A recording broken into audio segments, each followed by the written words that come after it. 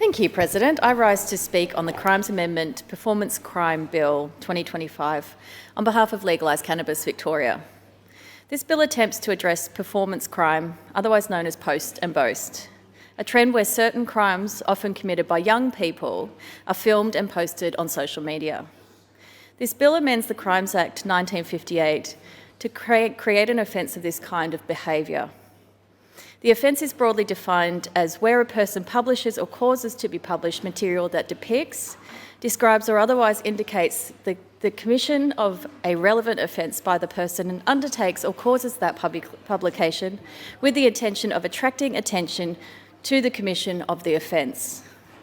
This offence is punishable by up to an additional 2 years of jail time, on top of the penalties for the underlying offence.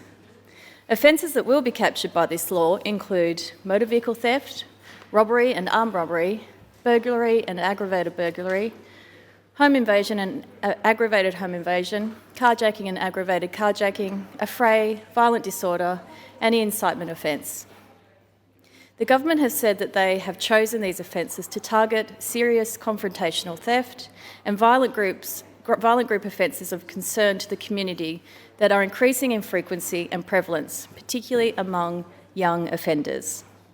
While we agree that posting and boasting causes further harm to already vulnerable victims of crime, we are not convinced that a new standalone offence in this way will deal with this issue. The act of posting your crimes online is already something that can be considered at the sentencing stage when deciding how harsh a penalty should be. Jurisdictions that have pushed ahead with these kinds of laws have seen no change in the level of offences. Instead, these laws end up pushing young people further and further into the criminal justice system.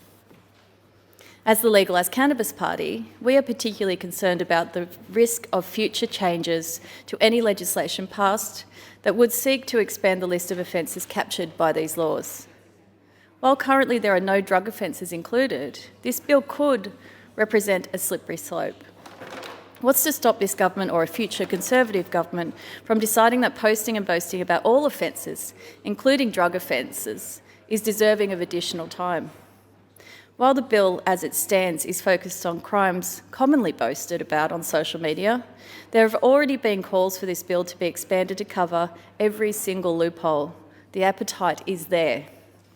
I will be putting forward some questions in the Committee of the Whole stage to seek assurances on a number of matters, including that the laws proposed in this bill can't presently or in the future be used to criminalise cannabis consumers. We understand while this bill is before us today, people are scared, and there have been some deeply troubling instances of people posting and boasting about their crimes. In Victoria, police have arrested dozens of alleged offenders following a string of horrific homophobic attacks, where dating apps like Grindr were used to lure men to meetups where they were violently assaulted, filmed and publicly shamed. There is a trend in anti-LGBTIQA+ rhetoric, particularly with young men who are radicalised to hate. These crimes are deeply disturbing, but the solution isn't pushing these people further into the criminal justice system and taking away opportunities to break cycles of violence and hatred. The laws proposed in this bill won't stop people from posting their crimes, as they are written, they may not even capture some of these homophobic attacks. Coupling this with stakeholder concerns in the Victorian government's backflips on progressing youth justice reform, the changes in this bill cannot be supported. They are at odds with the evidence and will lead to young people to become lifelong criminals.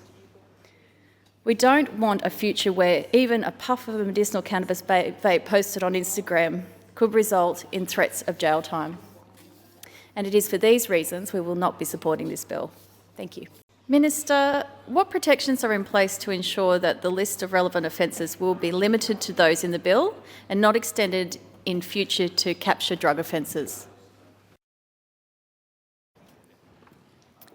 Treasurer. Thank you, Ms Payne, for your question. And at the outset, you would appreciate that the bill contains very specific offences. They have been drawn on the experiences of incidences that have been in practice, have picked up on things that have concerning behaviour that in practice and is designed to hopefully respond firmly to that and hopefully deter people from particularly that not only not committing the crime in the first place, but using publishing it for broader purposes is what we're trying to respond to here. There is no intention from the government to expand it beyond the list. I think the conversations and some of the contributions that we've heard in the Parliament in relation to members that suggest we should have broader things, this is really designed to be targeted. There are a range of laws that pick up other behaviours that are appropriate for other circumstances. I think there is aggravated circumstances that is available for a lot of sentencing matters. A lot of the offences that may involve some recording still fall into that potential category for people to consider. This is specifically targeted for this conduct, and the government has no intention of expanding the list of offences. Ms Payne. Thank you, Deputy President, and thank you to the Treasurer for her response. What impact is the bill predicted to have on rates of youth incarceration? Treasurer. Thank you, Deputy President. I thank Ms Payne for her question. In all honesty, what we would hope is that that these charges don't ever have to be used.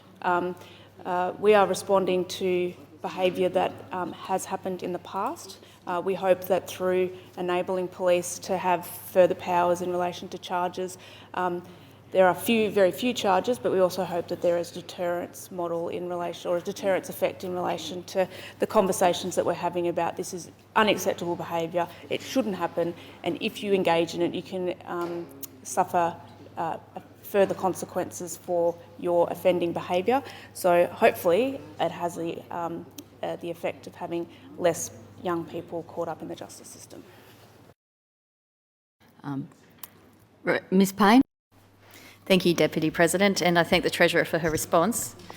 This is my final question as well, and this relates to the string of horrific homophobic attacks that have been reported through the dating apps such as Grindr, where they were used to lure men to meetups, and where there had been violent assaults. This had obviously been filmed and publicly shamed. Some people have claimed not all attacks of this kind are covered by the bill as it is currently drafted. When will and won't these kinds of acts be captured? Ms Symes. Thank you, Deputy President. Thank you for your question, Ms Payne, and I share your concern about the horrific examples that have come to light in recent times of bashings that have occurred at meetups. It's appalling, and I know that the LGBTIQ+ community in particular have been very interested in the development of this legislation. It is not like most laws. I'm not in a position where I can give you examples of what's in, what's out prescriptively, but I want to be very clear that the kind of hateful, violent incidents that were reported in the media that occurred before this bill came into effect have formed what the government is trying to respond to. Homophobia has absolutely no place in Victoria, not in our streets, not online, not anywhere. Every Victorian has the right to feel safe. We certainly have listened to the LGBTIQ+ community. We stand shoulder to shoulder in relation to wanting to address those serious concerns, alleviate fear if we can, but indeed enable the law to protect them when appropriate.